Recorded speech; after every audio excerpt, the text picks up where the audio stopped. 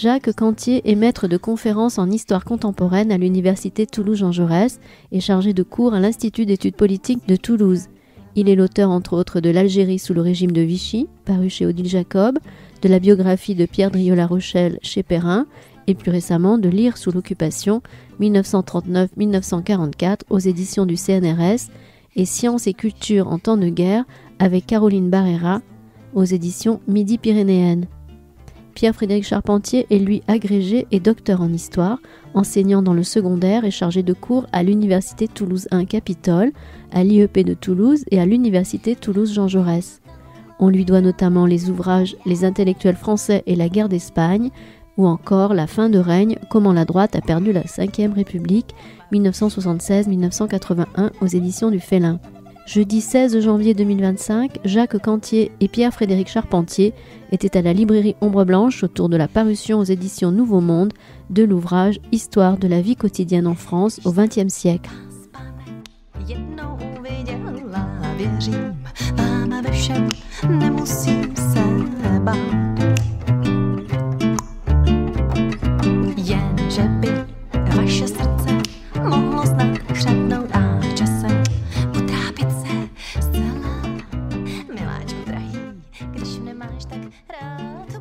Bonsoir, bienvenue. Ce soir, on accueille une rencontre avec Pierre-Frédéric Charpentier par ici et Jacques Cantier juste à côté de moi. Vous avez dû vous rendre compte que c'est pas le nom qui est présent en premier sur le livre sur la couverture du livre dont on va parler ce soir, Histoire de la vie quotidienne en France au XXe siècle, qui a été dirigé par Éric Allary. Mais il se trouve qu'on a sur place à Toulouse deux éminents historiens, participants et collaborateurs de ce livre-là. En plus, qu'on connaît bien, je pense que les plus fidèles d'entre vous les ont vus régulièrement ici, dans ces mêmes fauteuils, pour parler d'autres de leurs livres. Et donc, on s'est dit que c'était quand même l'occasion de parler de cette histoire de la vie quotidienne en France au XXe siècle, qui est parue aux éditions Nouveau Monde. Il faut quand même le préciser. Vous avez fait chacun, alors Jacques, tu as écrit le premier chapitre qui s'appelle Au seuil d'un nouveau siècle, Pierre-Frédéric quasiment le dernier chapitre, Crise et hédonisme, années 1970 et 1980. Donc ça va nous permettre de brosser un petit peu large et de voir où commence la vie quotidienne et où finit la vie quotidienne dans le XXe siècle. Peut-être Jacques, tu pourrais nous parler un petit peu de la préhistoire, comme on disait tout à l'heure, de ce projet-là, et en tout cas de l'histoire, de la manière dont on a fait l'histoire de la vie quotidienne. Oui, on a repris effectivement le titre d'une collection ancienne et que vous avez dû connaître, donc qui était cette collection célèbre de la vie quotidienne, qui était une des collections phares de l'éditeur Hachette. Et c'est une collection qui a eu une longue histoire, puisque elle a été créée à la veille de la Deuxième Guerre mondiale. Les premiers numéros étaient sortis en 1938, notamment une vie quotidienne lors de l'apogée de l'Empire romain qui était signée par Carcopino, latiniste réputé et qui allait devenir quelques mois plus tard le ministre de l'Éducation du régime de Vichy. Et qui était un modèle d'adoration du fascisme feutré au passage. La vie quotidienne à Rome de 1938, voilà, elle est très orientée. Oui, parce que ces ouvrages donc ont été publiés pendant une soixantaine d'années jusqu'au début des années 2000, et donc ils ont accompagné les évolutions un peu de l'histoire au cours de cette période. Ce qui est intéressant dans cette collection, c'est qu'elle était ouverte finalement à des auteurs de profils assez variés. On avait aussi bien des ouvrages très universitaires, signés par des spécialistes des questions, et puis des ouvrages plus littéraires. Sur les paysans au XIXe siècle, on pouvait avoir le livre de Daniel Lacroix et Favre, Jacques Lacroix et Daniel Favre sur les paysans du Languedoc au XIXe siècle, qui était un livre très savant, très ethnologique. Et puis on pouvait avoir le livre de Vincenot sur les paysans bourguignons au temps de Lamartine, qui était beaucoup plus littéraire, qui jouait sur les talents de conteur de Vincenot. Donc voilà, il y avait des entrées très, très diverses. C'était une collection aussi qui a pu étudier voilà, des points assez précis, la vie quotidienne des instituteurs, la vie quotidienne des professeurs. Alors cette collection, Hachette a dû juger qu'elle avait fait son temps, donc elle a un peu disparu au début des années 2000. Un éditeur local, Kern, a repris quelques titres qui concernent l'histoire de la vie quotidienne dans les régions méridionales. Donc certains titres sont reparus récemment chez Kern, avec donc, alors je crois que c'est plus la vie quotidienne, mais c'est la vie au quotidien. Enfin, c'est une nuance dans les titres. Donc voilà, il y a eu cette idée de revenir un peu à cette question de la vie quotidienne qui permet finalement d'aborder beaucoup de questions historiques, que ce soit donc de l'histoire sociale, économique, culturelle, qui définissent finalement ce quotidien. Donc ça, c'est pour la préhistoire lointaine. Peut-être Pierre-Frédéric pourra parler de l'origine plus proche. Oui, si tu veux nous expliquer, toi qui es un proche d'Éric Allary, alors je précise, il y a 2 contributrices, en plus d'Éric Allary et de vous deux, qui sont Manon Pignot, qui est un spécialiste de la jeunesse pendant la Première Guerre mondiale, qui fait l'article le chapitre sur la Première Guerre mondiale. Qui enseigne à l'université de Picardie. Et Bénédicte Verzès-Chénion, qui, elle, est plutôt spécialiste de la Seconde Guerre mondiale et qui écrit 2 chapitres aussi, ou 3 chapitres dans le livre. Qui avait récemment livré la dernière biographie en date de Pétain, et aussi sur... L'avant-dernière, parce qu'il y a celle de Jean-Yves Le Naour qui est ici. Effectivement, l'avant-dernière. Qui est ici dans la salle. Je ne voudrais pas effectivement oublier celle-ci, dans la mesure où effectivement c'était antérieur, naturellement, et il y avait à peu près au même moment ou quelques années plus tard, le travail sur l'épuration, avec les prisons de l'épuration, sujet auquel elle avait consacré en effet un ouvrage. Et donc, pourquoi refaire une histoire générale de la vie quotidienne en France au XXe siècle ? Alors ça a été, je pense, en partie dit par Jacques à l'instant, c'est-à-dire que le chantier historiographique était tombé en désuétude. Et il y a eu un regain d'intérêt sur la vie quotidienne des gens, notamment après l'achèvement du siècle. Donc là, une fois les années 2000 digérées, il y a eu la volonté de se pencher sur ce terrible XXe siècle, très mouvementé, que l'on connaît d'ailleurs souvent sous l'angle politique et militaire, et de sortir de ce double prisme. Alors bien sûr, il y a les conflits, bien évidemment, mais ne pas avoir nos référentiels d'écriture ou de lecture uniquement basés sur l'avènement du général de Gaulle ou l'alternance de 1981, mais de voir plutôt comment est-ce que nos grands-parents, nos parents, nous-mêmes, nous vivions à cette époque-là.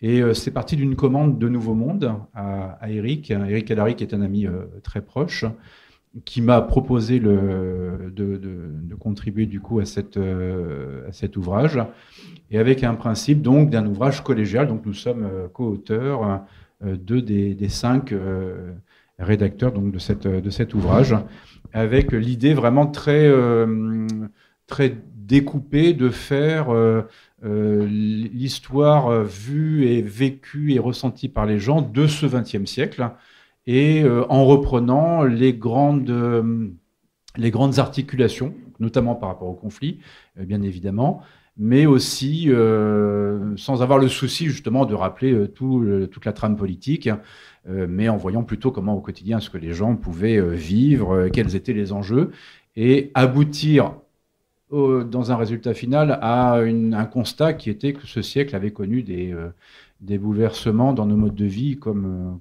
rarement on en a eu, et dont chacune de nos familles peut témoigner. Là, on voit effectivement quels étaient les modes de vie, par exemple, il y a de cela quelques décennies. Nous avons été, pour la grande majorité d'entre nous dans l'assistance ce soir, d'avant le numérique et Internet. Donc voilà, ce qui fait effectivement un basculement important par rapport au mode de vie. Mais là, ça arrive justement à la toute fin du livre, et on s'aperçoit qu'il y a beaucoup de bouleversements antérieurs dans différents domaines. Je pense qu'il y a peut-être eu aussi un retour vers cette vie quotidienne à travers les commémorations de la guerre de 14, le long cycle commémoratif qu'on a connu ces dernières années. Et vous connaissez sans doute l'initiative qui avait été prise par les archives nationales et départementales de proposer une grande collecte auprès des particuliers pour rassembler toutes les traces matérielles que les familles avaient pu garder de cette guerre de 14. Et cette grande collecte a eu beaucoup de succès, puisque dans chaque département, beaucoup de particuliers ont amené des correspondances qui ont pu être parfois déposées dans les dépôts d'archives, parfois scannées et conservées par les familles. En tout cas, on a vu l'émergence de toutes ces traces matérielles, des objets qui sont finalement très parlants sur cette période. Et je crois que dans cette renaissance de l'intérêt pour ce quotidien, ce retour sur 14-18 a pu jouer un rôle. Et je voudrais ajouter quelque chose qui va dans cette direction-là, c'est que les archives départementales font un travail absolument exceptionnel de numérisation des archives, avec des accès en ligne de la presse régionale départementale, enfin la presse départementale en l'espèce, mais parfois sur des titres comme La Dépêche qui ont une assise beaucoup plus large. Et on a également de l'accès plus attendu peut-être à des ressources d'état civil, ce qui nous permet d'aller à la recherche de nos ancêtres plus facilement que ça n'était le cas auparavant. On a des choses concernant le recensement, les hypothèques, etc., etc. Parfois même des registres qui sont plus rares, comme les cahiers de doléances, lorsqu'ils ont été conservés. Donc on a tout un tas de ressources variables d'un département à un autre, mais qui nous permet d'avoir aujourd'hui beaucoup plus de possibilités de décrire la vie des gens avec des sources d'époque. Alors on va rentrer dans le vif du sujet, de savoir comment raconter cette vie quotidienne. Je voudrais juste préciser qu'il y a tout le long du livre une vraie volonté de rendre lisible l'histoire, c'est-à-dire vraiment de rendre le texte accessible à tous, à toutes, sans avoir besoin d'avoir des prérequis historiques ou quoi. C'est une lecture qui se fait formidablement, très très agréablement, et voilà. Donc c'est pas du tout un livre érudit ou savant dans le côté un peu péjoratif qu'on peut avoir là-dessus. J'ai relevé une petite phrase du poète Jules Laforgue qui disait « Ah, que la vie est quotidienne ». Alors, est-ce que peut-être vous pourriez essayer de nous faire comprendre ce qui est intéressant dans l'étude de cette vie quotidienne des Français, en nous expliquant peut-être, parce qu'on va essayer de voir petit à petit ce qui fait partie de la vie quotidienne, ce qui n'en fait pas partie. Déjà, peut-être, Jacques, pour le début du XXe siècle, où vivent les Français et de quoi vivent-ils ? Oui, alors c'est cette idée effectivement de partir de la vie quotidienne, c'est la volonté de faire une histoire qui soit aussi une histoire par le bas, qui ne soit pas simplement, comme l'a dit Pierre-Frédéric, une histoire scandée par les grands événements politiques, par le rôle des grands hommes, mais aussi de s'intéresser à cette histoire de la vie vécue par les Français, donc à travers les différents territoires. Donc la façon de s'habiller, la façon de se nourrir, l'accès ou non à l'éducation.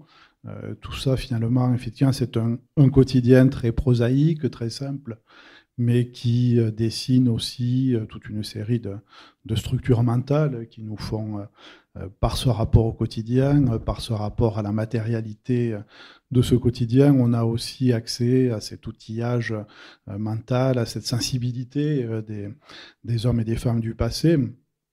Alors nous sommes des contemporanéistes, on ne remonte pas jusqu'à la période médiévale ou antique, mais même sur une période d'un siècle, d'un peu plus d'un siècle, qui nous sépare du point de départ du livre, de ce qu'on appelle parfois la Belle Époque. Alors on sait aujourd'hui que ce terme Belle Époque est un terme qui n'était pas utilisé par les contemporains, qui n'a été utilisé finalement qu'assez tardivement. C'est dans les années 40 que le terme a vraiment est vraiment rentré d'un usage répandu. Enfin, disons, voilà, ces Françaises du début du XXe siècle Alors, ceux qui ont mon âge ont pu en connaître certains. Mon grand-père est né en 1901, donc on est à la fois dans une proximité avec eux, mais on est aussi dans une distance parce que leurs conditions de vie sont très différentes des nôtres.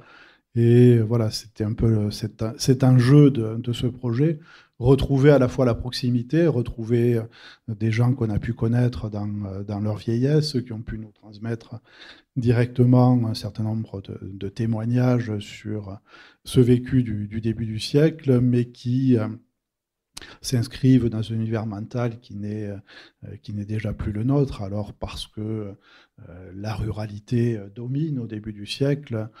La France de 1900 est une France encore très, très majoritairement rurale. 56% des Français vivent dans des communes de moins de 2000 habitants, donc c'est une structure très, très différente. Alors tous ces Français sont scolarisés à cette date, mais beaucoup vivent encore dans un système de bilinguisme. Ils ont appris le français à l'école, mais ils continuent à utiliser des langues locales dans la vie quotidienne. Ils parlent catalan, ils parlent occitan, ils parlent breton. Dans le cadre familial, alors il y a toute une série de codes qui règle ce passage d'une langue à l'autre. Il y a des interlocuteurs avec qui l'on parle en français, l'instituteur, les représentants de l'administration, et puis il y a ceux avec qui on parle de la langue la plus familière, donc une ruralité plus forte, avec là aussi un accès à la consommation qui est différent dans ces villages. La généralisation des boulangeries, par exemple, c'est quelque chose qui se fait au début du siècle. Jusqu'à la guerre de 14, une partie de la population paysanne continue à pétrir son pain, faire cuire donc, dans le foyer familial des grosses miches de pain. La relève se fait pendant cette période. L'accès scolaire, pour le plus grand nombre, c'est l'école primaire. L'école secondaire n'est que l'école d'une petite élite. À cette époque, il y a à peu près 2,5% de bacheliers chez les garçons, dans une promotion de ce début du siècle, et évidemment très peu pour les jeunes filles. Donc voilà, c'est un univers qui est à la fois proche, mais en même temps très contrasté par rapport à celui qu'on peut connaître aujourd'hui. Pierre-Frédéric, dans ce que décrit Jacques, tu retrouves la fin du XXe siècle, ou vraiment tout a changé? Alors, je la retrouve par un principe, je dirais, de génération, de généalogie familiale, puisque les petits-enfants de ces gens-là, 2 générations plus tard, 60 ans, on va dire après, vivent majoritairement en ville. Conduisent une voiture individuelle, c'est la grande époque évidemment de la voiture, ont des logements modernes avec beaucoup de technologies dedans, et ont des modes de vie effectivement qui sont tout à fait différents par rapport à la fois des espaces, des pratiques, et quelque chose qui est beaucoup moins ancré dans une tradition que ce qui vient d'être dit. Donc oui, il y a beaucoup de choses qui ont changé. Alors dire que tout a changé, bien sûr que non, puisque on sait que l'innovation est plus marquée et ressentie dans les villes, et en particulier dans les plus grandes villes, ce qui sera évidemment en France le cas de Paris, et que l'on voit notamment dans l'architecture parisienne, qui est extrêmement bouleversée, à la fois par des quartiers entiers qui sont rasés et reconstruits de manière moderne, pas toujours de manière heureuse d'ailleurs au passage, et puis des grands symboles architecturaux des années 70 comme la tour Montparnasse, et puis un peu plus tard Beaubourg, les Halles, et l'affirmation non seulement c'est une réalité d'une modernité, mais c'est une modernité qu'il faut affirmer, qu'il faut afficher, puisqu'il faut prendre une sorte de modèle à l'américaine, montrant des gratte-ciel. Alors donc la tour Montparnasse est un gratte-ciel en plein Paris, Et il s'agit d'avoir ce signal fort, même si ça ne correspond absolument pas du tout au tissu urbain dominant, et on ne cherche même pas à la mettre en périphérie, elle est vraiment au cœur de la ville. On ne peut pas la louper. Enfin, sauf quand on est dessus, vous savez, l'histoire de la plus belle vue de Paris, celle depuis la tour Montparnasse, parce qu'effectivement, on ne la voit pas. C'est connu et répété de génération en génération depuis 1973. Et à partir de là, oui, il y a vraiment beaucoup de choses qui changent. Cette avancée technologique que l'on voit aussi dans les transports en commun, je parle de la voiture individuelle, mais enfin, on est au début du siècle avec les locomotives à vapeur dont le réseau est plus important que celui d'aujourd'hui. Il y a beaucoup de lignes départementales qui sont dans n'importe quelle région promises par des élus et qui vont donner un maillage extrêmement impressionnant. Si vous avez une carte des chemins de fer de 1900-1910, enfin d'avant 14, c'est extrêmement dense. C'est le double du kilométrage aujourd'hui. Oui, c'est ça. Oui, c'est ça.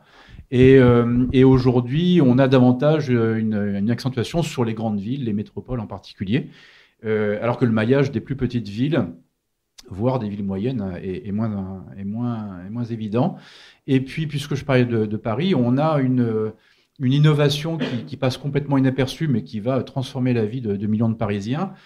C'est la première ligne du RER, donc le RER A, qui est la première ligne traversante de Paris. Donc le problème des gares en cul-de-sac va peu à peu se régler. Les Parisiens, au lieu d'aller dans une gare puis d'aller dans une autre, ou alors de rester autour de la gare d'arrivée en polarisant leur activité autour de Montparnasse ou de Saint-Lazare, vont pouvoir traverser plus facilement la grande agglomération parisienne.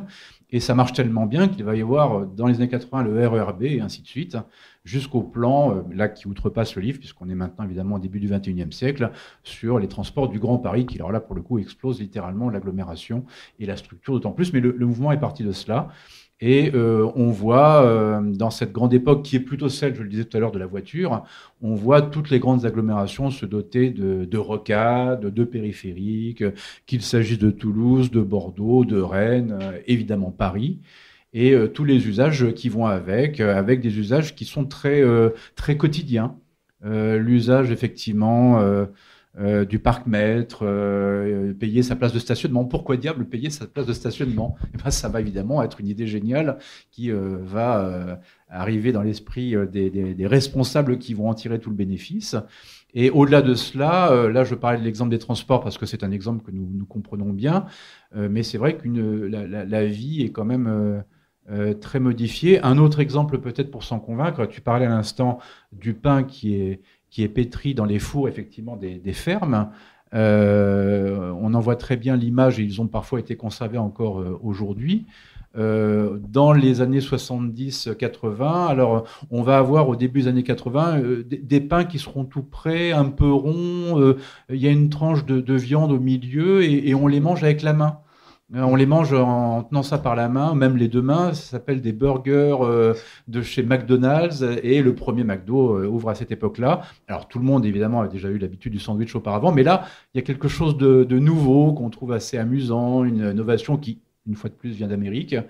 Et puis, en parallèle, il y a le sachet de jus d'orange lyophilisé de chez Tang. Le micro-ondes débarque. On sent que les usages les plus intimes, qui sont ceux de l'alimentation, par exemple, se modifient en profondeur. Et ce ne sont que deux exemples parmi d'autres. Là, on prend évidemment les transports. On pourrait en dire beaucoup d'ailleurs aussi sur le rail, au passage, notamment sur la grande vitesse. On parle du réseau de début de siècle, mais on termine avec la grande vitesse. On commence par la locomotive à vapeur, on finit par la grande vitesse. Et entre-temps, on a failli avoir l'aérotrain, c'est-à-dire le train à suspension magnétique, dont il reste le rail au nord d'Orléans aujourd'hui. C'est assez... Alors, on retrouve un des points forts et des fils qu'il y a tout le long du livre, qui est sur l'alimentation, notamment. C'est vrai que moi, ça fait partie des points auxquels j'avais pas en tête. Le fait que, tout d'un coup, des boulangeries se créent parce qu'on fait plus son propre pain, que de plus en plus, dans les campagnes, même dans les campagnes, on va acheter sa nourriture plutôt que de produire soi-même toute sa nourriture. Sur la ruralité, il y a beaucoup de choses qui changent. Ça aussi, c'est extrêmement important. Alors, tout le remembrement, etc., c'est quelque chose d'assez bien connu. Moi, il y a un point que que j'avais jamais trouvé dans un autre livre, effectivement, qu'il faut trouver dans un livre sur la vie quotidienne, c'est l'importance de la botte en caoutchouc. C'est-à-dire du passage du sabot en bois à la botte en caoutchouc dans la vie quotidienne des agriculteurs. Alors, je ne sais pas si vous voulez prendre un point comme ça, où je sais que tu voulais peut-être parler de l'éducation, alors on peut passer complètement à autre chose. Sur cette ruralité du début du siècle, hein, j'ai cité dans le livre le témoignage d'un écrivain roussillonnais qui est Ludovic Massé, instituteur, fils d'instituteur. Alors Ludovic Massé est né au tout début du XXe siècle. Son père avait commencé une carrière d'instituteur dans les années 1890. Et au début du XXe siècle, le père de Ludovic Massé est instituteur dans un petit village qui s'appelle Évols, qui se trouve au-dessus d'Olette, dans les Pyrénées-Orientales. Alors aujourd'hui, il est classé dans les plus beaux villages de France parce qu'il a effectivement cet aspect isolé, un peu pré-montagnard, qui effectivement en fait un très beau village. Mais ce que décrit Ludovic Massé, c'est effectivement une ruralité très traditionnelle qui est à peine rentrée dans l'ère monétaire. En fait, il raconte que son père doit faire à l'avance des fournitures scolaires pour les élèves. Donc, c'est le père qui va acheter les cahiers pour ses élèves et puis les parents d'élèves lui remboursent 2 œufs pour un cahier, un lapin pour un livre de lecture. Donc, on est encore dans un système de troc qui fonctionne ici.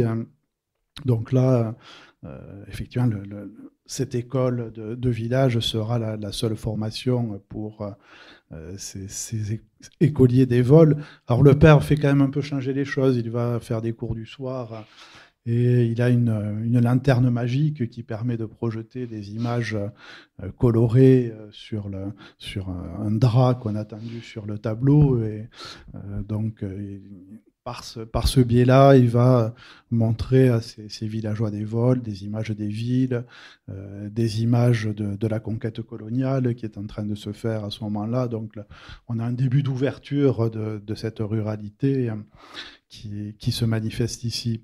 Mais effectivement, on est là dans un monde d'hier ou d'avant-hier qui est encore en place au début de la période. Avec des pratiques d'ailleurs qui n'ont jamais totalement disparu. La pratique de l'échange, j'ose pas dire du troc parce que là c'est sur un système encore plus général, mais avec des pratiques d'échange, des sociabilités villageoises qui non seulement n'ont pas totalement disparu, mais qui ont pu parfois se renouveler jusqu'à nos jours. Mais au-delà de cela, je crois que tu as prononcé le mot, des régions, notamment celles de l'Ouest français, qui ont été très fortement impactées par le remembrement, autrement dit cette volonté de moderniser l'agriculture avec une mécanisation, donc on revient là encore sur des choses dont on parlait tout à l'heure, avec le fait que la force de traction animale est remplacée au fur et à mesure par des tracteurs agricoles qui existent déjà dès le 19e siècle, mais bon, qui se généralisent au 20e, et puis l'idée d'agrandir les parcelles. Et c'est vrai que si on voit à quoi ressemble le paysage agricole du 19e siècle. Alors c'est le fameux début des Chouans, les 40 premières pages chez Balzac avec l'embuscade dans les chemins creux. Et on a des lieux qui sont peu propices à la circulation des machines, d'autant plus que les machines en question sont larges. Il s'agit donc de faire de nouveaux cheminements et des parcelles qui ne vont pas être traversées en l'espace de quelques dizaines de mètres, mais qui doivent être beaucoup plus larges et de préférence sans les fameuses haies qu'il s'agit donc de raser, avec d'ailleurs au passage les conséquences environnementales qu'on voit aujourd'hui, mais qui ne sont pas perçus à l'époque. Donc le monde rural connaît de très importantes modifications. On a parfois l'impression que les campagnes sont un lieu qui ne bouge pas. Il n'y a rien de plus faux. Simplement, les changements n'ont pas nécessairement la même vitesse. Mais ça n'empêche pas qu'ils soient majeurs. Et là, le remembrement des années 60 en particulier est un bouleversement en profondeur. Il y a les 2 films documentaires Big Far et Farbic, dont vous connaissez peut-être l'existence, où dans une même famille de l'Aveyron, on a un film qui est tourné en 1946 et le réalisateur revient en 1983 ou 4, donc au début des années 80. Et là, on a un instantané absolument extraordinaire, exceptionnel, sur le passage du temps en l'espace d'un peu plus qu'une génération, en l'espace de 40 ans. Et on voit comment la même famille, dont on retrouve les mêmes personnages pour ceux qui sont encore vivants du premier film au second, comment est-ce qu'ils ont grandi, comment est-ce qu'ils ont vieilli, comment est-ce que leur mode de vie ont changé. Et on voit que la table d'antan est devenue du mobilier en formica, on voit que le pain n'est plus pétri à la ferme ou dans des pratiques anciennes, mais on va l'acheter à la boulangerie, etc., etc. Donc il y a eu effectivement de grands bouleversements. On a souvent le réflexe de penser que le progrès vient de la ville. Oui, peut-être, mais ça n'est pas limitatif. Il se produit aussi dans les campagnes et il peut être parfois vraiment extrêmement bouleversant. Avec aussi une variété, bien sûr, qui est celle de la géographie, puisque ces évolutions vont se faire à des rythmes très différents selon les paysages agricoles, selon les structures agricoles. Dès la belle époque, dans les grandes plaines du bassin parisien ou de la Beauce, on a une agriculture moderne avec des grandes fermes qui sont déjà exploitées et mécanisées. Cette évolution elle ne sera que très progressive dans d'autres régions. Donc, tenir le siècle et tenir l'échelle nationale, c'est aussi tenir cette diversité des géographies et des chronologies. Mais alors, est-ce que le principe de la vie quotidienne, c'est pas ce qui se reproduit de jour en jour sans jamais changer? On se rend compte à la lecture du livre, donc qui est séparé à peu près chaque chapitre, fait une période de 10 ou 20 ans, de toutes ces évolutions. Qu'est-ce qui provoque un changement dans le quotidien? Est-ce que c'est une décision politique? Est-ce que c'est un conflit? C'est-à-dire, à quel moment est-ce que l'infinie reproduction du même devient... Alors, est-ce que c'est très rapide? Est-ce que c'est très lent? Est-ce qu'on retrouve des points en faisant l'histoire du quotidien comme ça déclencheurs? Alors, je crois qu'il y a à la fois des effets cumulatifs sur la longue durée, l'introduction de l'école sur l'ensemble du territoire national, bon, ça va avoir des effets progressifs de transformation des mentalités entre les lois Ferry de 1880 et la guerre de 14. On va avoir une forme d'homogénéisation de la culture partagée par tous les écoliers, et donc cette culture commune et les facteurs de transformation dans la conscience qu'on peut avoir d'appartenir au pays, dans le bagage culturel qui se développe. Donc là, on est dans des phénomènes cumulatifs et de longue durée, et puis il y a des accélérations, et notamment les conflits mondiaux vont jouer ce rôle d'accélération de l'histoire.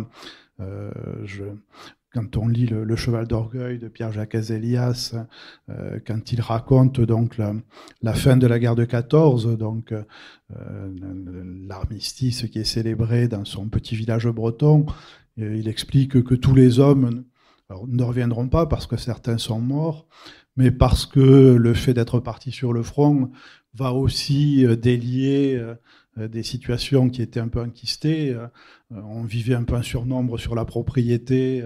On ne reviendra pas après la guerre sur ces propriétés en surnombre. Certains vont trouver par les amitiés qui se sont faites avec d'autres combattants des possibilités de carrière ailleurs du pays.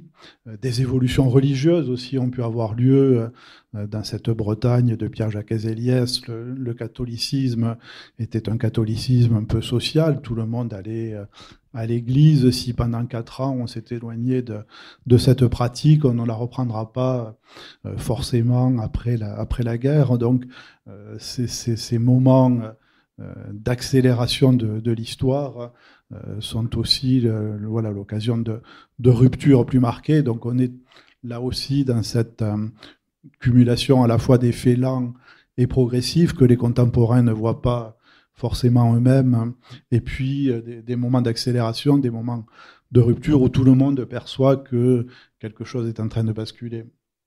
Alors pour compléter cela et passer peut-être du rythme au ressenti, il y a à la fois des choses qui sont du domaine de la contrainte et du domaine de l'engouement. C'est-à-dire que lorsqu'il y a un gouvernement qui déclare une guerre, il va forcément y avoir des règles communes et collectives qui vont changer, des contraintes fortes, que ce soit le couvre-feu, le rationnement.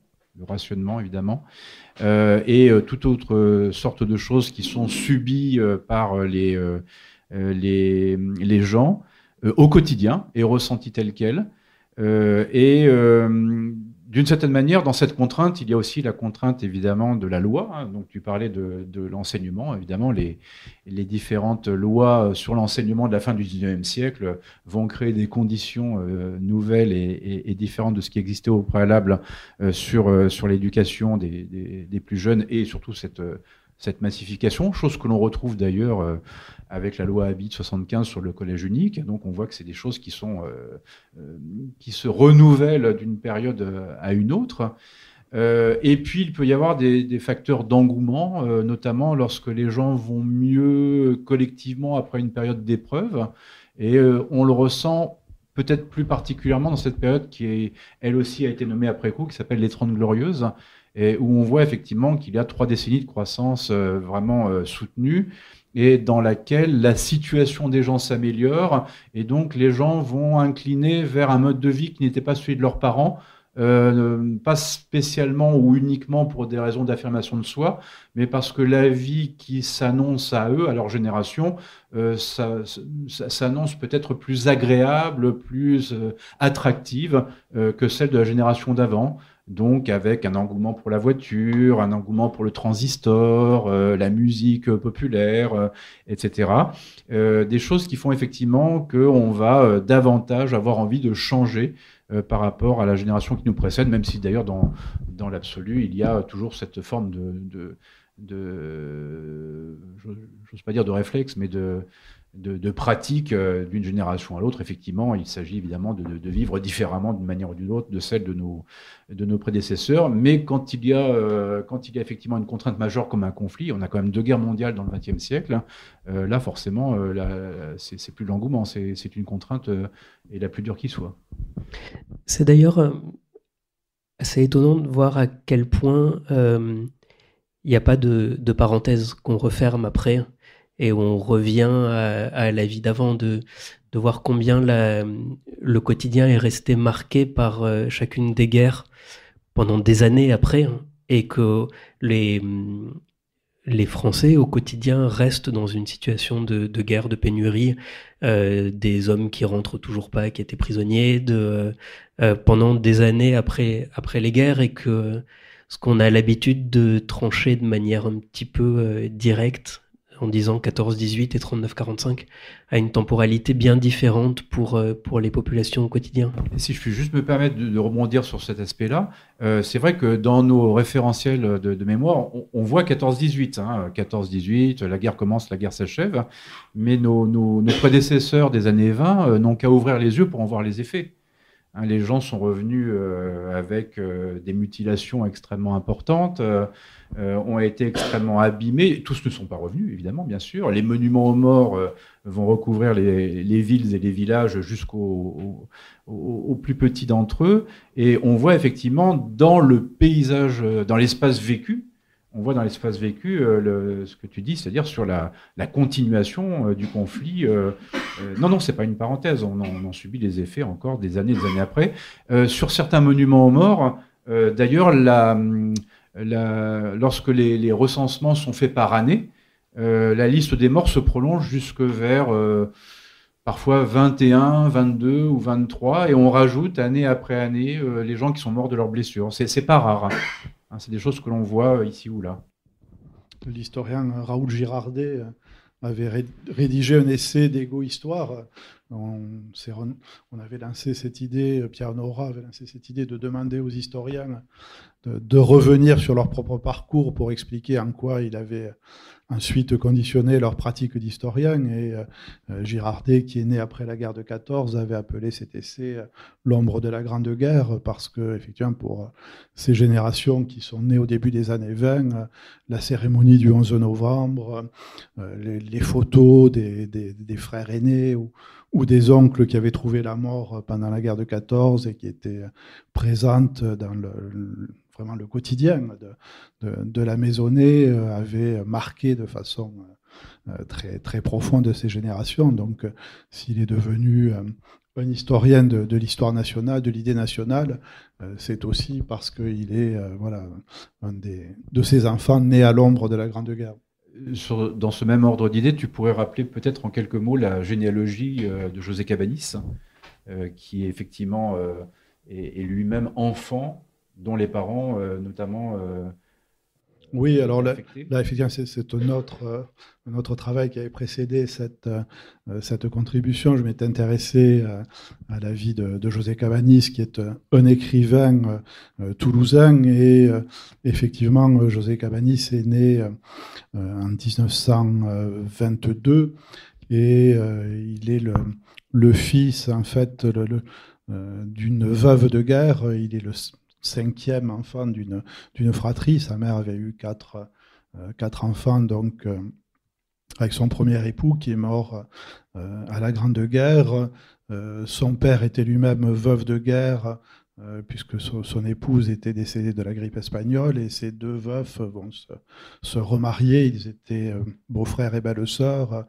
Et ils vont se remarier après la guerre de 14, mais là aussi, le souvenir de ceux qui sont morts à la guerre va marquer. Et 20 ans plus tard, le frère de José Cabanis meurt à la bataille de Dunkerque. Donc, le père de ce combattant était mort en 1917.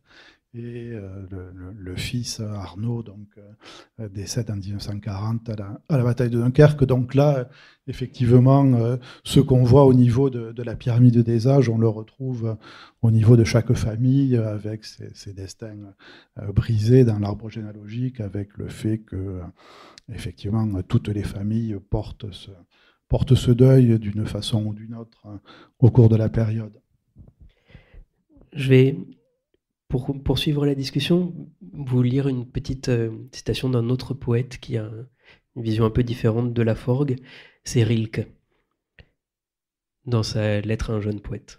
« Fuyez donc les motifs communs pour ceux que vous offre votre propre quotidien. Décrivez vos tristesses et vos désirs, les pensées passagères, la foi en une beauté, quelle qu'elle puisse être. Décrivez tout cela avec une probité profonde, calme, humble, et utilisez pour vous exprimer les choses qui vous entourent, les images de vos rêves et les objets de votre mémoire. Si votre quotidien vous paraît pauvre, ne l'accusez pas. Accusez-vous vous-même de n'être pas assez poète pour en appeler à vous les richesses. Car pour le Créateur, il n'y a pas de pauvreté. Il n'y a pas d'endroit pauvre, indifférent. Quelles sont les sources de l'historien pour écrire l'histoire de la vie quotidienne? Est-ce qu'il y a énormément de textes du quotidien? Est-ce que tous se valent? Est-ce que tous sont intéressants?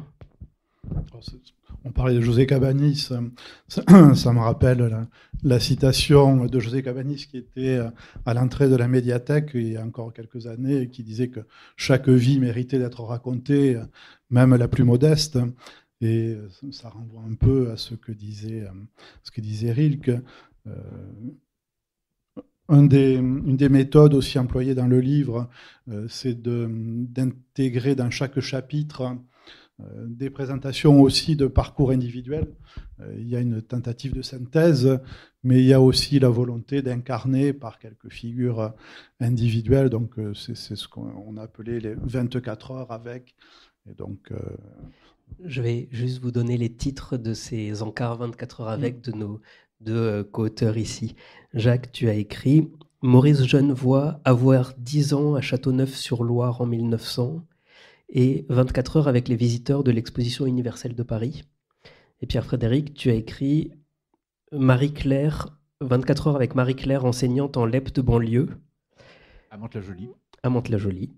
24 heures de programme télévisé sur TF1 le jeudi 14 avril 1988. Et premier jour à la colonie d'un scripteur inconnu. Colonie de vacances, je précise. Colonie de vacances, oui, pardon. Oui, donc là, effectivement, on voit un peu à travers ces différents encarts les sources qui sont possibles. Il y a des sources qui peuvent être donc des sources littéraires. Maurice Genevoix, c'est à partir de ses livres de mémoire que j'ai essayé de retrouver son quotidien d'enfant dans ce village de Châteauneuf-sur-Loire, alors qui est une bourgade d'un peu moins de 4000 habitants, pas très loin d'Orléans, à proximité de la Loire. Alors, il écrit un village où on trouve encore un nombre important de vignerons, où l'on trouve des artisans et des commerçants. Ses parents eux-mêmes appartiennent à ce milieu des commerçants, où on trouve aussi des mariniers, parce qu'il y a un petit port sur la Loire, et donc il y a des gens qui vivent de ces métiers de l'eau, des péniches. Donc là, c'est un écrivain qui a évoqué ce monde qui est finalement un monde assez heureux pour Genevoix, puisque ça évoque la période qui précède le décès de sa mère, et puis le départ en pension au lycée d'Orléans, où là les choses deviennent plus rudes. Alors là, ce monde un peu perdu de l'enfance, il le décrit avec beaucoup de détails et des choses qui m'ont touché, parce qu'à un moment il parle des soirs de printemps où il entend le gazouillis des hirondelles. Et donc, dans mon enfance, je vivais dans une maison avec une grande grange, et il y avait des nids d'hirondelles, et moi aussi je me rappelle de ce gazouillis des hirondelles les soirs de printemps. Alors, je ne sais pas, avec la baisse du nombre d'oiseaux aujourd'hui dans les campagnes, si on entend toujours ces bruits, mais je ne vois, voilà, beaucoup de détails visuels, auditifs sont très présents. Alors d'autres témoignages nous viennent de gens qui n'ont pas les talents littéraires de Genevoix, mais qui se sont exprimés eux-mêmes depuis le début du XXe siècle. On a aussi des écrivains paysans, des écrivains ouvriers qui témoignent de leur histoire. Émile Guillaumin, qui a écrit La vie d'un simple en 1903, dans la période de la Deuxième Guerre mondiale, qui m'intéressait aussi. On a un personnage qui s'appelle Jean Robinet, qui était un simple paysan de la Haute-Marne, et qui raconte comment, finalement, pendant la période de captivité, il se retrouve prisonnier de guerre. Il va rencontrer d'autres prisonniers issus d'un milieu culturel plus favorisé que le sien, et à leur contact, développer son désir de lecture, et il va devenir aussi un écrivain paysan qui a écrit des textes intéressants sur cette vie paysanne. Donc on a des témoignages qui sont précieux de ce point de vue-là. La presse également nous donne beaucoup de témoignages sur cette vie quotidienne. Les archives, comme on le disait tout à l'heure, aussi sont des sources précieuses, ne serait-ce que l'état civil, qui nous montre, même dans des actes qui apparaissent très simples, toute une série d'indications. Tu parlais des arbres généalogiques. Ce qui m'avait frappé quand j'avais fait quelques recherches généalogiques, j'avais regardé les actes de naissance de mon grand-père et de sa famille, et mon arrière-grand-mère était mentionnée comme sans profession. Or, je savais que cette arrière-grand-mère sans profession était en réalité très associée à la vie de l'exploitation agricole, qu'elle avait dirigé cette exploitation entre 1914 et 1918, lorsque son mari avait été mobilisé. Donc voilà, c'est ces petits traits de mentalité qui fait qu'une femme est déclarée sans profession à cette époque nous renvoie aussi à cet univers mental de la période. Alors, dans les années 70-80, c'est pas simple de trouver des sources comparables à celles qui viennent d'être dites, parce que la pratique du journal d'écrivain, de quelqu'un qui pouvait d'ailleurs décrire la vie des gens à la campagne, quelqu'un comme Colette, par exemple, qui fait des textes remarquables sur la vie en rural, en Bourgogne, avec quantité de détails très précis. Et dans les années 70-80, cette tradition du grand écrivain qui est capable d'écrire ce qui se passe autour est passée. Clairement, ce n'est pas la même génération littéraire, ce ne sont pas les mêmes pratiques non plus. Il y a encore des exemples, bien évidemment. On a des exemples de journaux littéraires tout à fait conséquents, mais il n'y a plus ça. Et puis, comme on n'est pas dans une période de guerre, les couples ne sont pas non plus séparés. Or, quand les couples sont séparés, il y a de la correspondance dans les deux guerres mondiales, à la fois pour le front, à la fois pour la captivité, pour tout un tas de raisons. Et donc, il manque ça. Et puis à l'inverse, on peut tomber sur des sources qui sont passionnantes, mais qui sont un peu hors sujet parce qu'elles sont sur un aspect très très limité. Et là, est-ce que c'est vraiment la vie quotidienne des Français? Je pense aux textes absolument géniaux d'Alain Pacadis, qui est le noctambule des années 70-80 et qui décrit la scène punk rock de Paris avec tous les groupes du moment et ceux qui viennent d'Angleterre. Mais est-ce que c'est la vie quotidienne des Français? Oui, de certains, mais ils sont peu nombreux. De quelques Parisiens, des boîtes de nuit, des boîtes branchées. Ils font partie du paysage, mais ça n'est assurément pas le plus grand nombre. Donc il faut aussi chercher des choses peut-être plus ancrées dans le quotidien. Et j'avoue que j'ai un peu galéré, moi, pour mes 24 heures dans la vie de machin ou bidule. J'avais en mémoire un journal qui avait été tenu par une enseignante qui était en collège en zone sensible dans le Val-Fouré. Alors ça m'avait beaucoup interpellé, étant moi-même enseignant et ayant moi-même commencé au Val-Fouré à Mantes-la-Jolie. Donc c'était quelque chose qui m'avait interpellé directement, et il y avait effectivement de quoi nourrir un encart par rapport à cela. Il y avait aussi la volonté de voir un petit peu des choses du point de vue de l'enfance. Je trouvais que c'était un thème qui était intéressant parce que dans les années 70-80, on a vraiment l'affirmation de la personne de l'enfant dans la famille et qui donnera dans les années 80 l'avènement, le début de ce qu'on appellera par la suite l'enfant roi, pour le plus grand plaisir des psys au passage, qui vont avoir beaucoup de pain sur la planche jusqu'à notre époque dans ce domaine. Et de fait, il y avait un fond en ligne sur Internet un fascicule qui était le récit comme ça d'une année sur l'autre des colonies de vacances, je pense à destination des parents, un peu pour les rassurer, et décrivant comment tout se passe bien, mais de manière assez précise. On part à telle heure, c'est l'arrivée, il y a les petits qui pleurent, les grands qui sont déjà à l'aise. Alors ce sont des pratiques qui existent déjà depuis les années 60. Dans les années 70, déjà, le modèle des colonies de vacances commence légèrement à décliner, mais néanmoins, on a un témoignage assez précieux. Et puis, bon, les 24 heures de programme de TF1 pour montrer la diffusion des spectacles, l'américanisation du petit écran et encore la société des loisirs, on est servi. Avec en plus, ce qui est intéressant, des gens qui sont restés longtemps en poste. Quand on voit certains noms du programme télé de TF1, bon, on les a retrouvés encore jusqu'il y a peu de temps, avec des personnes tout à fait installées et qui pouvaient évoquer des souvenirs à des gens sur plusieurs générations. Mais c'est vrai que c'est pas si évident que ça Alors, vivre une époque et le ressentir, c'est une chose, l'écrire, c'en est une autre. Donc, c'est pas, si on devait vous demander là d'écrire votre vie de 2024-2025, ça serait un exercice intéressant, je pense. Donc, n'hésitez pas à le faire pour les historiens du futur. Ils vous en remercient d'avance.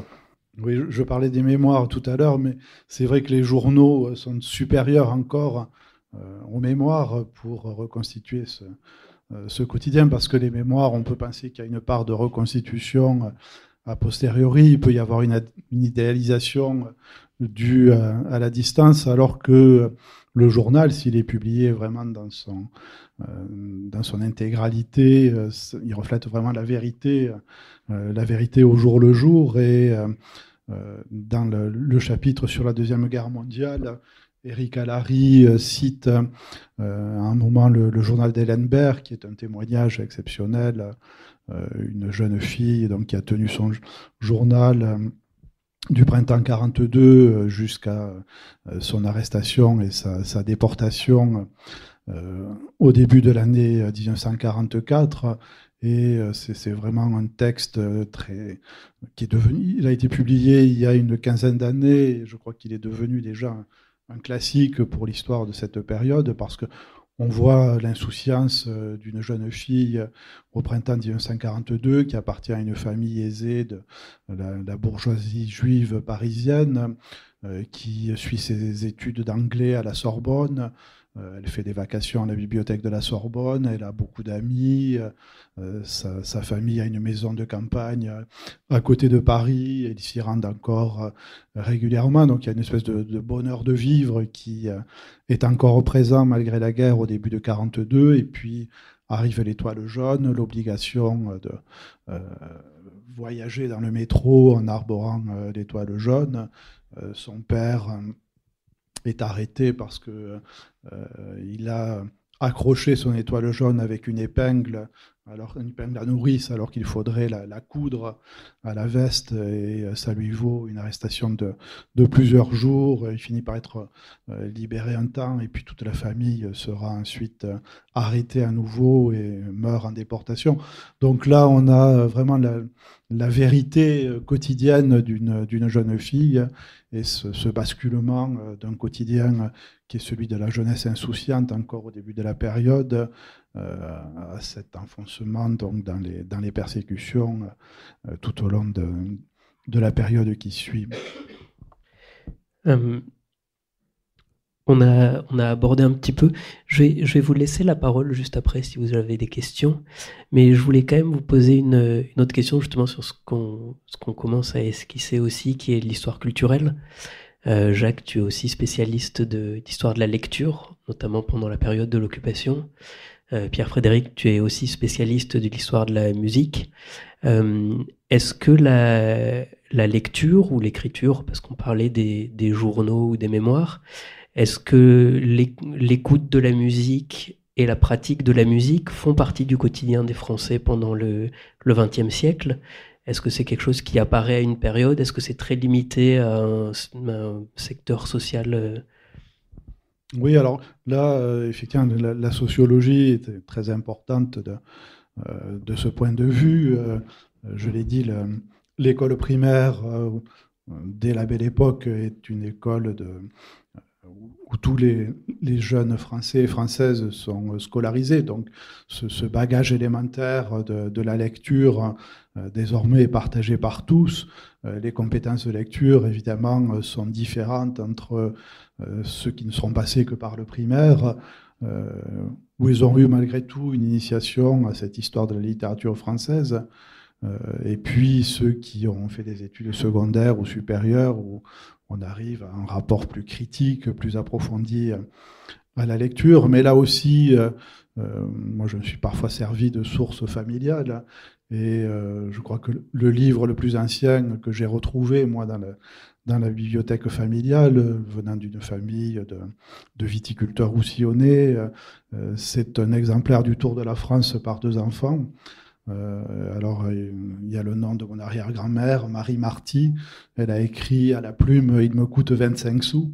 Et donc, je pense que c'est un des livres les plus anciens qui se trouvent dans cette bibliothèque. Les livres scolaires, souvent, ont été la première strate dans cette histoire des bibliothèques familiales. Le fait que le livre devienne un produit accessible économiquement va jouer effectivement un rôle important parmi les révolutions culturelles des lendemains de la Deuxième Guerre mondiale. La création du livre de poche au début des années 50 contribue à cette démocratisation. Donc oui, on voit ce phénomène de développement de l'accès aux biens culturels, de l'accélération de leur circulation et de leur diffusion, avec des marchés bien sûr très, très différents. Il y a des marchés du livre populaire, il y a des marchés de livres plus savants.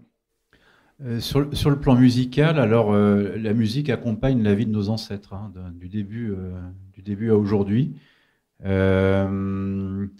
Mais ce qui est intéressant, c'est que, alors d'abord, il y a des chansons patrimoniales et parfois des chansons qui traduisent merveilleusement bien l'époque ressentie. Le fameux J'attendrai de Rina Ketty, chanson juste d'avant la Seconde Guerre mondiale, et qui va avoir une résonance très particulière à partir du moment où il y a 1,8 million de jeunes Français qui se retrouvent dans les camps de prisonniers à partir de juin 40. Et pour un paquet d'années, puisqu'ils reviendront à partir la plupart d'entre eux, enfin la majorité d'entre eux au printemps ou à l'été 45. Et puis ce qui est fascinant pour le siècle, c'est l'évolution technologique. On parlait des supports tout à l'heure. Et là, c'est vraiment fascinant. C'est-à-dire que les noces paysannes de nos ancêtres étaient chantées. Les cortèges étaient souvent précédés par quelqu'un qui jouait du violon, de la viole, etc., avec des chants qui sont tout à fait identifiés par le folklore régional de telle ou telle région, souvent en langue régionale, beaucoup plus qu'en français, évidemment, pour les raisons que tu as dites tout à l'heure. Et puis, ce qui est intéressant, c'est qu'à la grande innovation de la fin du 19e siècle, c'est la conservation du son. C'est fabuleux d'ailleurs parce que alors ça va pas être tout de suite, mais à terme, les gens vont entendre leur voix, ce qui ne s'est jamais produit auparavant. Mais en procédant par étapes, il y a d'abord le gramophone, évidemment, qui va permettre d'avoir des musiques, des chansons populaires, des chansons avec des chansonniers, mais les chansonniers vont pouvoir... alors, il y a les chansonniers dont on ne possède plus rien, mais il y a ceux dont on possède encore, évidemment, les musiques et donc les chansons. On pourrait retrouver ça déjà avec une recherche même superficielle sur YouTube. Il y aurait des choses assez intéressantes à y glaner. Dans l'entre-deux-guerres, même si les expériences remontent plutôt dans les années 1910, on va avoir la radio, mais qui est une radio, la fameuse télégraphie sans fil, la TSF, mais qui est un meuble plus que véritablement un objet. Enfin, c'est un objet imposant que l'on pose évidemment sur un buffet. On en voit parfois dans les brocantes. La grande novation va intervenir dans les années 50 et 60, où on va avoir à la fois le transistor, alors là qui va permettre de se déplacer avec sa musique, ça c'est quand même fabuleux, et à peu près dans la même temporalité, l'électrophone, que lui aussi, mais enfin il faut quand même avoir une prise, on va pouvoir déplacer au moins dans une pièce ou une autre de la maison pour écouter ces disques. Donc on a des disques. Les disques existent évidemment depuis la fin du 19e siècle. On va avoir les disques micro-sillons, ceux qui reviennent tellement à la mode, c'est très drôle depuis quelques années. Pour des gens qui ont vécu le premier micro-sillon, c'est un retour historique qui est assez signifiant. Et puis, on l'a oublié, mais dans les années 70 apparaît la cassette. La cassette sur laquelle, en théorie, il est interdit d'enregistrer, mais tout le monde enregistre évidemment, parce qu'on a envie de pouvoir s'écouter, de se réécouter sur une face et sur l'autre, donc il va falloir tourner l'engin. À la fin des années 80, on a le CD, donc là avec à peu près 80 minutes de musique, et on n'a pas besoin de retourner une face par rapport à une autre, puisqu'il n'y en a qu'une seule qui est gravée. Avec un son numérique dont on peut dire beaucoup de choses. Dans certains cas, il améliore la qualité de son, dans d'autres, il l'appauvrit. Enfin bon, c'est une modernité, une innovation néanmoins, jusqu'au plus récent fichier MP3 dématérialisé. Donc c'est passionnant parce que nous avons depuis toujours, en tout cas depuis de nombreux siècles, et en tout cas en ce qui nous concerne depuis les années 1900, l'usage de la musique, il est très ancré dans nos modes de vie. C'est quelque chose qui nous parle, qui nous interpelle et que nous pratiquons au moins en tant qu'auditeurs, à minima. Et c'est quelque chose qui n'a cessé de se renouveler, de se développer, de se massifier, mais plus encore donc de se renouveler d'une époque à l'autre.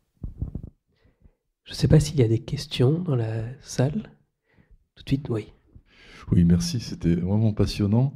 Je pensais à deux choses. D'une part, pour la littérature, parce qu'évidemment, vous en avez beaucoup parlé, mais je pensais à une source. Est-ce qu'elle a été exploitée justement pour la période années 60-70? C'est Georges Perec, parce qu'il y a Les Choses, quand même, qui est sous-titré, je crois, Une histoire des années 60, et qui est vraiment centré sur les objets, et puis même la vie mode d'emploi, qui est saturée de... Alors, j'avoue que j'ai un trou de mémoire pour les années 60, mais moi j'ai parlé de Perec dans les années 70 par rapport à la rue Valin et les modifications de Paris qui apparaissent dans son œuvre. Et effectivement, il faudrait voir, je ne l'ai pas en mémoire si on a la référence sur les années 60, puisque c'était la période traitée par...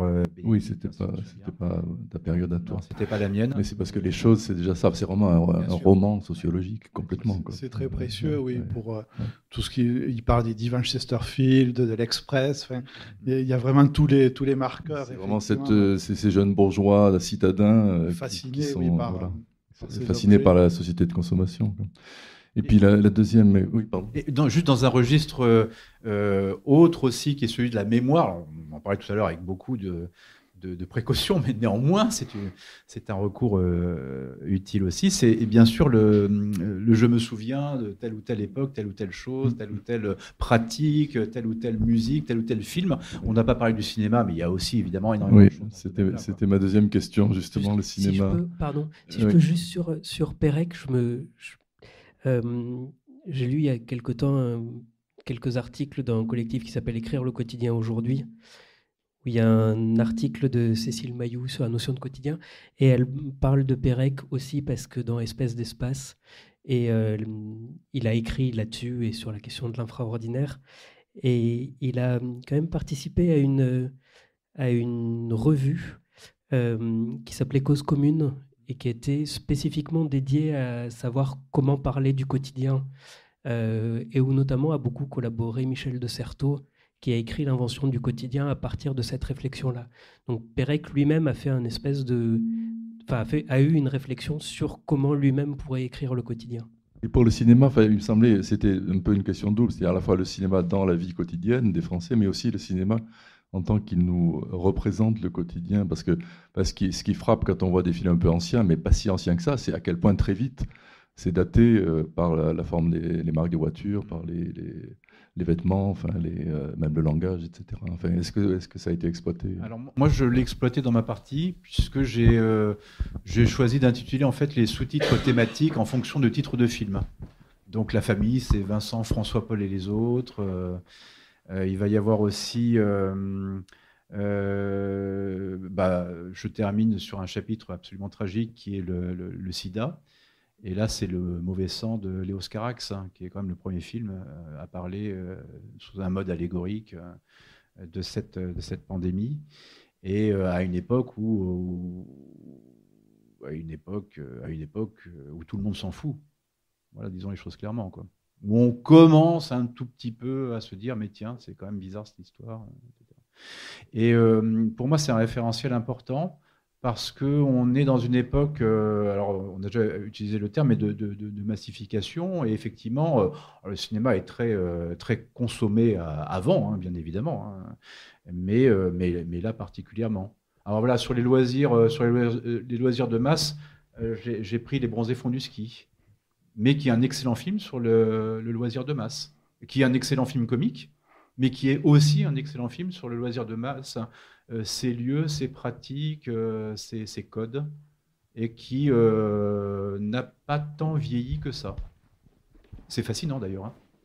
C'est fascinant. Il n'a pas les loisirs à la neige n'ont pas tant vieilli que ça. Bon, il faut rajouter maintenant le portable sur le télésiège, ou en dehors, bien sûr. Mais voilà.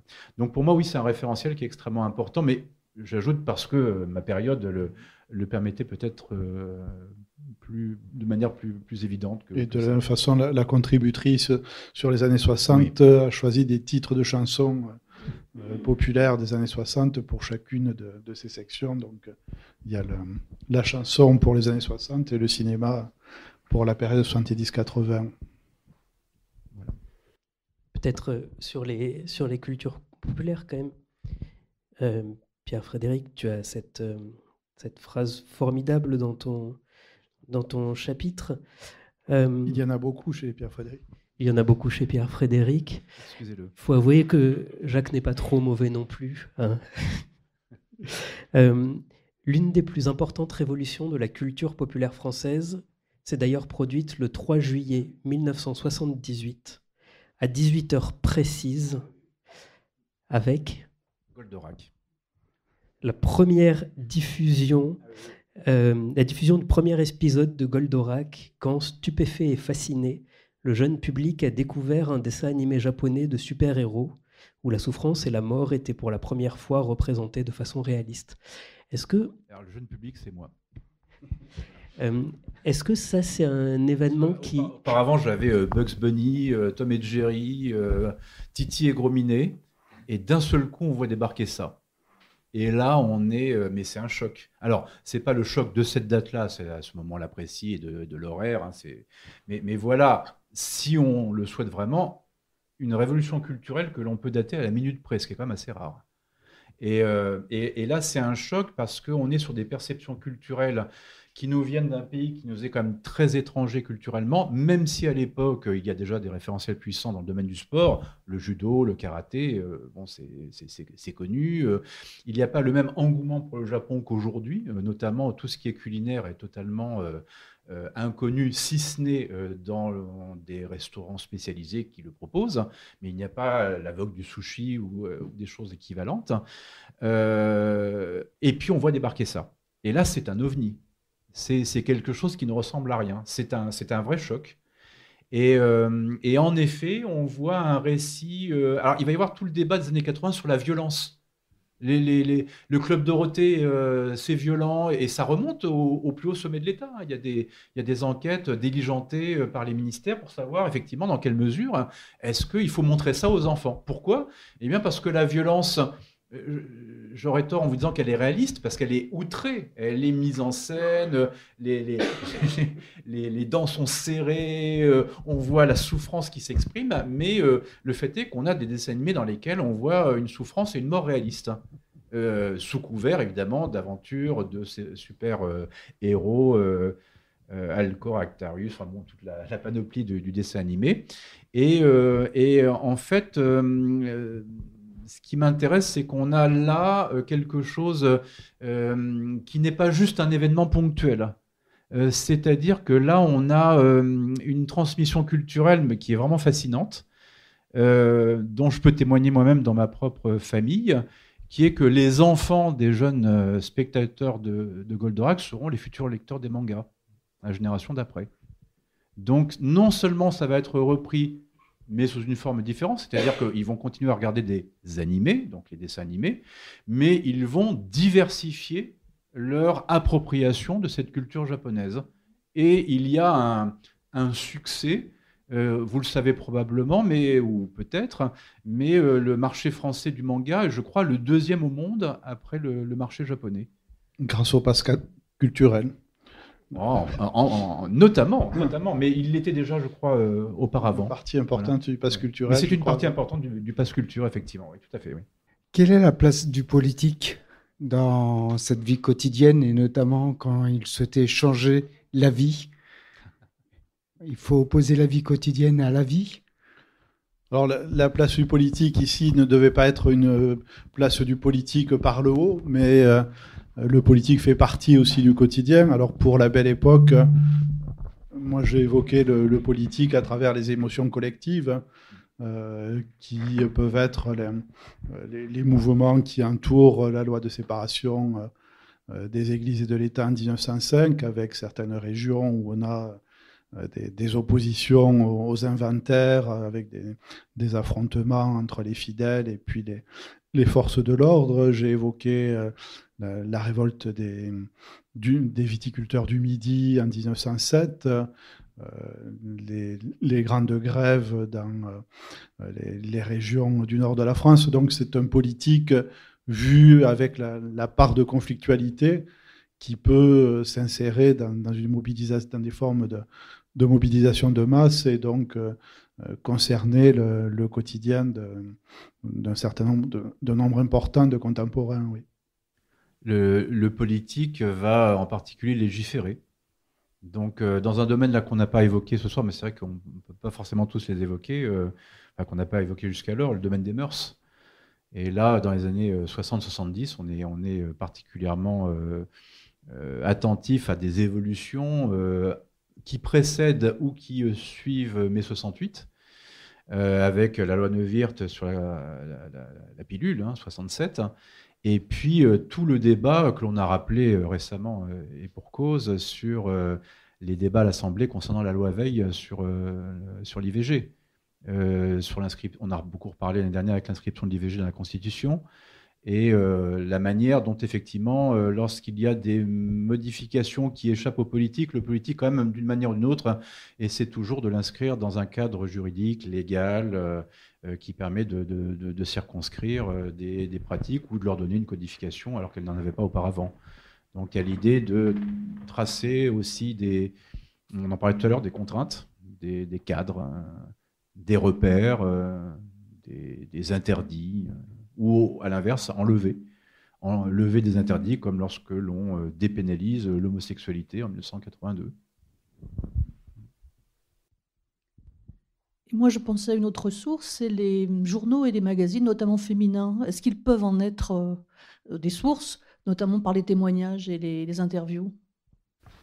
Alors, sur plusieurs époques, on a effectivement des magazines dont le lectorat, dont le succès, même au-delà du lectorat, se traduit déjà dès les années d'entre-deux-guerres. C'est vraiment une période où on observe notamment Marie-Claire, qui se développe avant la Seconde Guerre mondiale, et dans lequel on a déjà des enquêtes, effectivement, sur les comportements des Françaises. Je ne saurais pas dire si ça a été utilisé par... oui, dans le chapitre sur les 30 Glorieuses. Je n'avais pas le souvenir, mais oui, peut-être plutôt sur les 30 Glorieuses, oui, en effet. Il y a une partie sur elle, en fait. Oui, voilà. Et alors, c'est intéressant parce que les différents journaux, avec leur date de parution, évoquent aussi l'évolution du lectorat féminin vers plus de modernité, notamment l'arrivée de Elle, en particulier, qui est un véritable tournant, et dans lequel, en effet, il y a des enquêtes sur les comportements, et un certain nombre d'entre eux seront aussi accompagnés à la radio sur comment s'instruire des pratiques, notamment sexuelles. Là, la presse féminine est un grand apport. Et puis, il y avait, je crois, l'émission de Ménie Grégoire dans les années 60, qui a quand même été, me semble-t-il, elle a d'ailleurs légué ses archives, qui étaient, je crois, très conséquentes, aux archives d'Indre-et-Loire. Et bon, c'est une source de premier plan, parce que par le biais, effectivement, d'une culture populaire, par le magazine et a fortiori par la radio, ça a permis quand même à des Françaises, et probablement à un certain nombre de Français aussi, d'être un peu plus instruits des choses dont on ne parlait pas. Il y a notamment aussi un paragraphe sur la parution de Régine Pernoud, J'attends un enfant, et l'importance que ça a pu avoir. Ça fait partie des très très nombreux points. Laurence Pernoud. Laurence Pernoud, oui, bien entendu, pardon. Ça fait partie des très nombreux points qu'on n'a pas pu aborder ce soir, notamment sur l'importance des enfants qui apparaissent tout le temps dans ce livre-là. Et la nécessité de ne pas en avoir trop. Donc, dans un couple évolué et moderne, la vie mode d'emploi, dans un couple moderne des années 60, je crois même que c'est plus récent, cette anecdote-là. Je crois que c'est beaucoup plus récent en réalité. Donc, comme il s'agit effectivement d'un couple moderne, eh bien, monsieur et madame prennent la pilule à tour de rôle. On a aussi peu parlé du logement, de là où vivent les Français.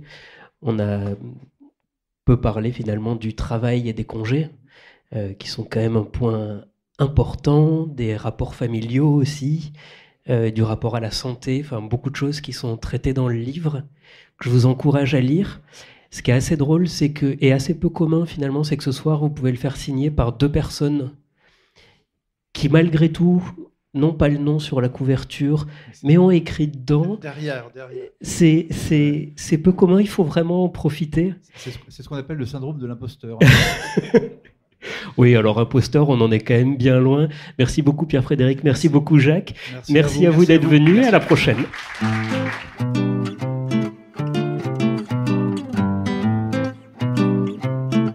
Il s'agissait d'une rencontre enregistrée à la librairie Ombre Blanche le jeudi 16 janvier 2025 avec Pierre-Frédéric Charpentier et Jacques Cantier à l'occasion de la parution de l'ouvrage « Histoire de la vie quotidienne en France au XXe siècle » aux éditions Nouveau Monde.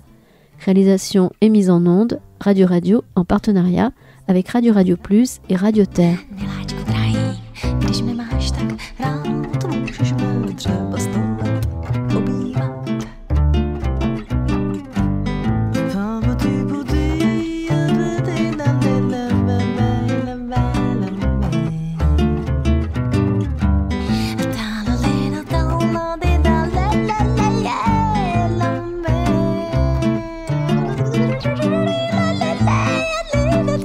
Papa.